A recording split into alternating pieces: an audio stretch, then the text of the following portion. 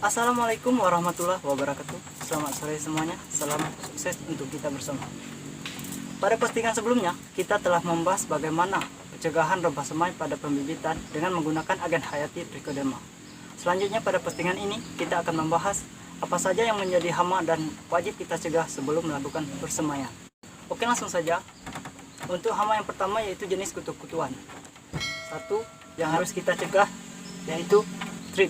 Thrip merupakan vektor virus yang dapat menyebabkan penyakit keriting berukuran 1-2 mm.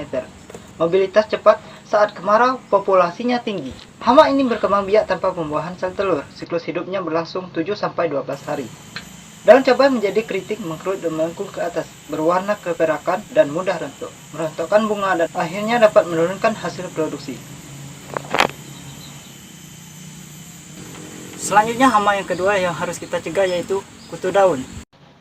Kutu daun atau apit berukuran lebih besar, tidak mudah meloncat atau berpindah. Berwarna hijau kehitaman, ada yang bersayap dan tidak bersayap, sifatnya berkoloni. Juga merupakan salah satu vektor pembawa virus mozaik.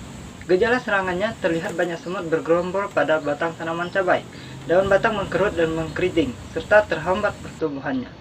Daun yang terserang berwarna hitam, pertumbuhan terhambat, daun menjadi layu, menguning, dan akhirnya rontok.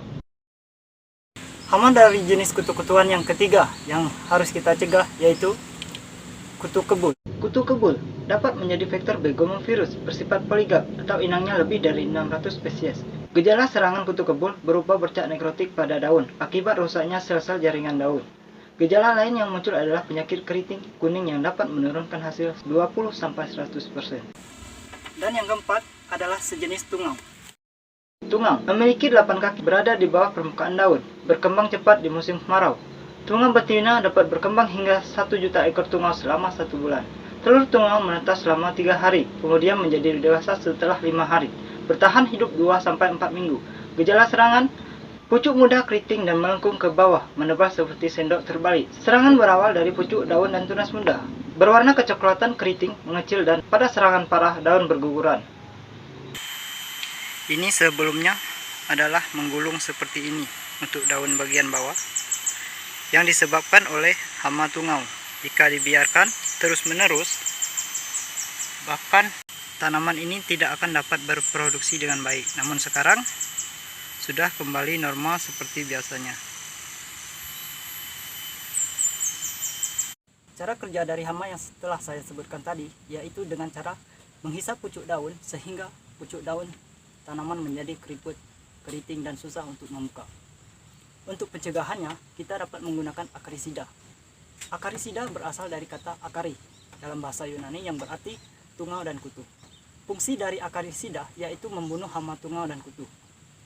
Selanjutnya bahan aktif yang biasa saya gunakan untuk mencegah atau mengendalikan hama kutu-kutuan tersebut yaitu pertama saya menggunakan bahan aktif sejenis abamectin.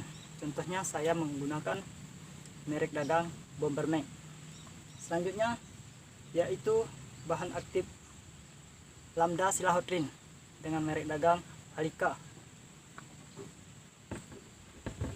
Contoh lainnya biasanya saya menggunakan propenos, bahan aktif propenos, dan bahan aktif fipronil. Namun pada kali ini dalam pencegahan hama kutu-kutuan saya menggunakan bahan aktif abamectin dan fipronil.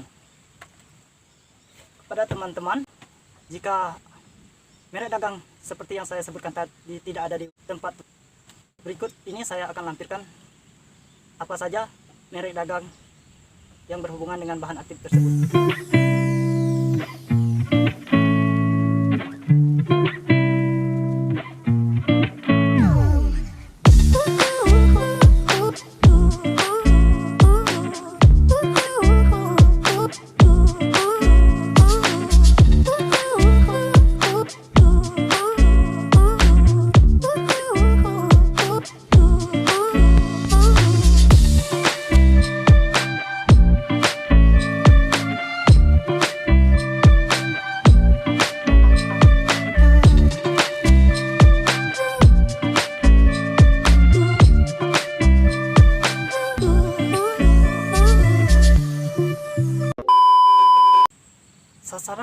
kedua yaitu sejenis serangga, contohnya berupa jangkrik, belalang, semut, dan lain-lain sebagainya. Dalam pencegahannya, kita bisa menggunakan bahan aktif sipermetrin, deltametrin, diazenon, fipronil, dan karbofuran. Sedangkan untuk insektisida sistemik, kita bisa menggunakan bahan aktif imidacloroprid. Dalam pencegahan serama, saya menggunakan bahan aktif fipronil dengan merek dagang Regen. Selanjutnya, sasaran yang ketiga yaitu sejenis siput, lintah darat, dan orong-orong. Biasanya untuk pencegahan hama seperti ini, saya menggunakan bahan aktif karbofuran dengan merek dagang Curadan atau yang lain sebagainya.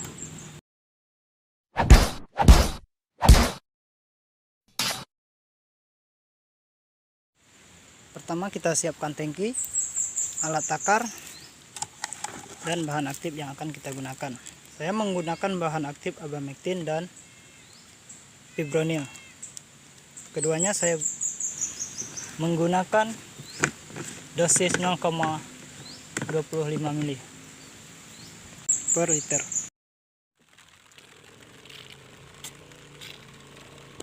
Selanjutnya kita spray ke sekeliling media semai kita, baik itu rumput, jaringnya, pokoknya di sekelilingnya. Usahakan tidak terlalu mengenai tempat yang akan kita semai atau tempat yang telah kita aplikasikan trichoderma, karena takutnya nanti agen hayati trichoderma yang kita berikan akan terganggu oleh insektisida yang kita berikan, walaupun kita tidak menggunakan fungisida. Usahakan untuk sekelilingnya kita spray basah semuanya.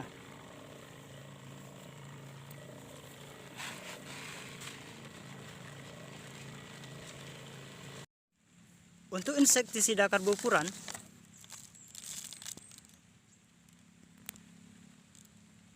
kita taburkan di sekeliling tempat penyemaian dan di dalam tempat yang akan kita semai. Tujuan pemberian di sekeliling ini untuk mencegah masuknya hama seperti siput. Sedangkan di dalam tempat penyemaian untuk mencegah hama seperti orong-orong.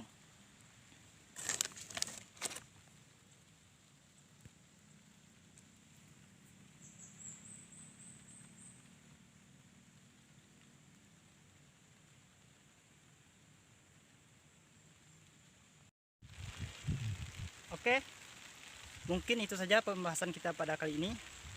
Jikalau di dalam penuturan atau penyampaian saya terdapat kekeliruan dan kesalahan, saya mohon maaf. Saya akhiri.